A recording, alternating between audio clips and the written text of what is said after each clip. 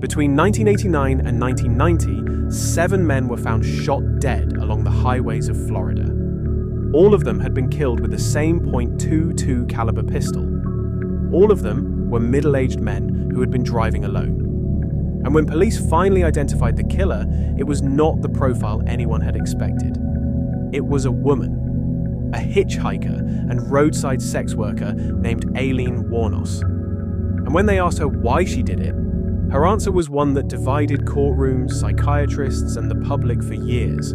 She said every single one of them had it coming. Those men were shot, just shot. And something said, boom, boom, boom. They weren't cut up, they weren't sliced up, no OJ jazz, And he said, I did the most horrendous crime in the whole wide world. Not true? I guess not. All they were was shot and left. If it was a horrendous crime, why didn't I shoot them between the eyes, cut their penis off, stick it in their mouth, do all kinds of gross stuff? All they were was shot and left. Aileen Carol Wuornos was born on February 29th, 1956, in Rochester, Michigan. Her father was a convicted child molester who never met his daughter. Her mother abandoned her when she was 4 years old. By her teenage years, she was living on the streets, pregnant at 14 as a result of assault, and supporting herself through sex work. By the time she arrived in Florida in the mid-1980s, she had already spent most of her life surviving in conditions that most people cannot imagine. In Florida, she met a woman named Tyria Moore at a bar in Daytona Beach in 1986, and the two began a relationship that would later play a central role in her arrest and conviction. What? I'm not going to let you go to jail or anything. If I have to confess, I will. Why the hell did you do this? Why did you do this? On November 30th, 1989, the body of Richard Mallory was found in Volusia County, Florida. He was 51 years old, an electronics store owner from Clearwater. He had been shot multiple times with a .22 caliber pistol, his car stripped of valuables, and his body left in a remote wooded area off the highway. Investigators had little to go on. There were no witnesses, no suspect, and no clear motive. It appeared to be an isolated roadside killing. It was not. Female serial killers tend to use quite remote methods like poisoning, but Wuornos literally went and picked victims as they drove past her on the highway. It's very rare to have a female serial killer, but it's even rarer to have one that kills in the way that Wuornos did. She essentially killed like a man. On June 1st, 1990, David Spears was found dead in Citrus County, Florida. He was 43 years old, a construction worker from Orlando. Like Mallory, he had been shot multiple times with a .22 caliber pistol. His truck was found separately, abandoned. He had last been seen alive heading toward Tampa. Nobody had reported anything suspicious. Just weeks later, on June 6, 1990, the body of Charles Carskadden was found in Pasco County, Florida. He was 40 years old and had been traveling from Missouri to meet his fiancée in Tampa when he disappeared. He had been shot 9 times. His car, his belongings, and his .45 caliber pistol were all missing. Peter Seams was reported missing in June 1990 after leaving his home in Jupiter, Florida, to visit relatives in Arkansas. He was 65 years old and a retired merchant seaman who did missionary work in his spare time. His body was never found. But his car was discovered wrecked and abandoned in Orange Springs, Florida, in July 1990. 2 women were seen fleeing the crash site. Witnesses provided descriptions that investigators would later match to Aileen Wuornos and Tyria Moore. Troy Burress was 50 years old, a sausage delivery driver from Ocala, Florida. He disappeared on July 30th, 1990, while on his delivery route. His truck was found abandoned on State Road 19. His body was discovered in Marion County on August 4th, 1990. He had been shot twice with a .22 caliber pistol.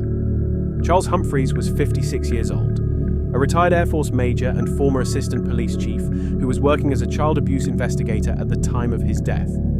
He was found on September 12, 1990, in Marion County, Florida. He had been shot 6 times. His car, badge, and personal belongings were missing. Walter Geno Antonio was 62 years old, a truck driver and reserve police officer from Brevard County, Florida. His body was found on November 19, 1990, in Dixie County. He had been shot 4 times. He was found nearly unclothed in a remote area off the highway. His car, his reserve police badge, and his belongings were all missing. 7 men. 7 separate counties across Florida. All killed with the same .22 caliber pistol. All found in remote areas off Florida's highways. All had their vehicles and valuables taken. The pattern was undeniable, and investigators knew they were looking for the same killer across every single one of these cases. To have a serial killer on the loose is something that is going to have an impact on any community. Everybody in Florida uses the highways. Everybody feels that they have that connection to this case. Aileen's explanation for the killings was consistent throughout her interviews, her confessions, and her trial. She maintained that every man she killed had either assaulted her or attempted to assault her during a paid encounter, and that she had acted in self-defense every single time. Wuornos has been victimized by men. She's been abused by them. But now she's turned the tables. She's the one that's in control, and she's very much enjoying it because she's learned from a very early age that violence equals power, and she really is on quite a high at this point. Richard Mallory, in particular, she claimed had violently assaulted her before she shot him. This claim gained significant weight when it later emerged that Mallory had a prior conviction for violent sexual assault in another state, a detail that was never presented to the jury during her trial, and that became one of the most controversial aspects of the entire case. Investigators identified Aileen through a combination of physical evidence and eyewitness accounts. A pawn shop receipt linked to items taken from one of the victims was traced back to a woman using a false name. Composite sketches were released to the public. Witnesses who had seen 2 women fleeing the wrecked car of Peter Seams provided descriptions that matched. And then in January 1991, Aileen Wuornos was arrested outside a biker bar called The Last Resort in Port Orange, Florida. Tyria Moore had already been located by investigators and agreed to cooperate with police in exchange for immunity from prosecution. Investigators asked Tyria to make a series of recorded phone calls to Aileen while she was in custody. During those calls, Tyria told Aileen she was worried about being implicated in the murders and urged her to confess and clear her name. Aileen, out of what appeared to be a genuine desire to protect the woman she loved, agreed.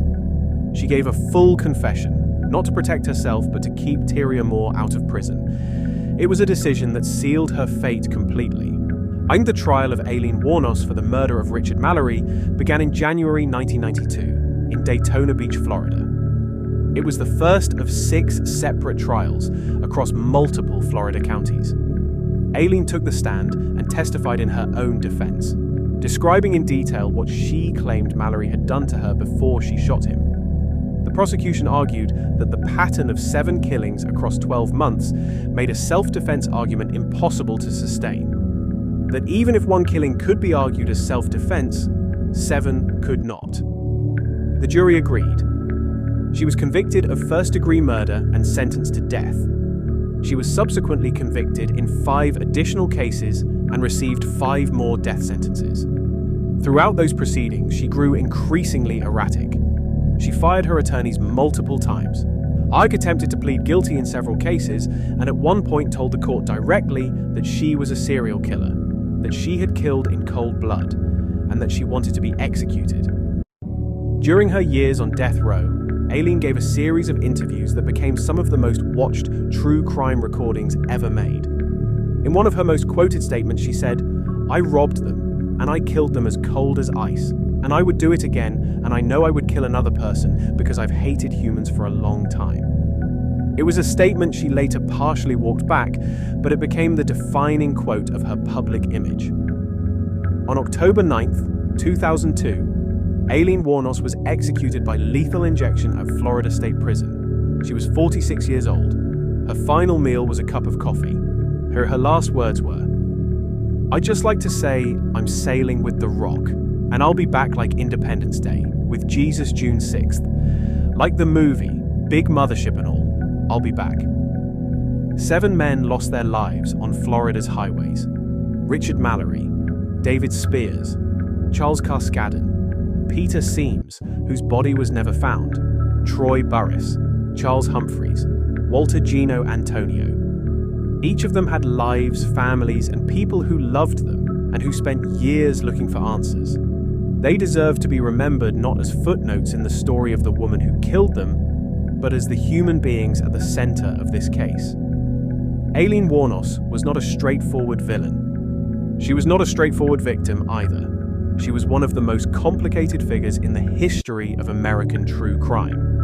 And the full truth of who she was and what she did has never been told in a way that fully satisfies either side of the argument. That is the dark truth about Aileen Wuornos.